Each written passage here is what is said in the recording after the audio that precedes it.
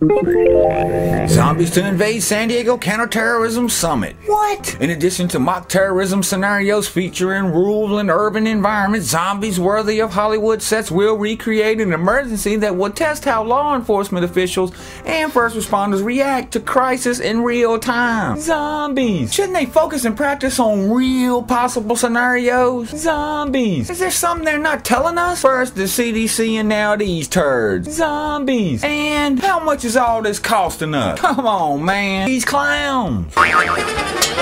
Attorney General Eric Holder has been cleared of any wrongdoing in the Fast and Furious operation.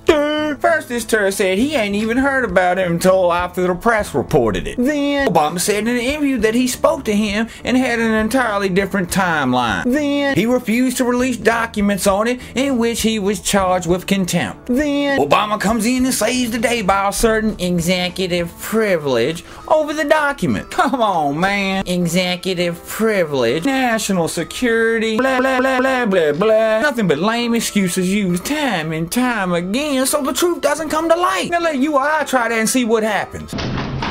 And, of course, their final report slams disregard for public safety as some DOJ officials quit and retire. Come on, man. It's the same old story, people. Get 'em, Bruce.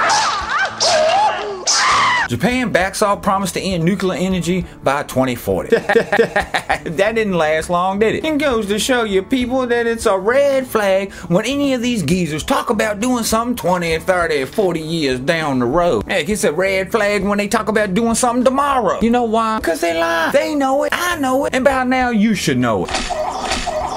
Obamney. Obama. Obamney. Obama. Obamney says he is poor Americans' best hope.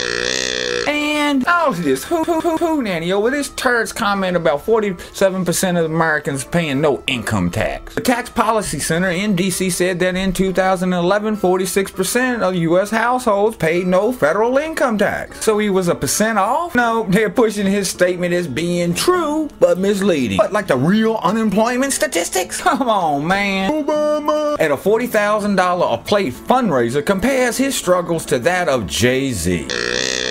$40,000 a plate. Here's my problem, people. If these turds were true leaders, their people don't eat, they don't eat. Their people don't have, they don't have. How in the world can we complain about ruthless dictators, which we supported at one time or another, I might add, taking the best food, living high on the hog?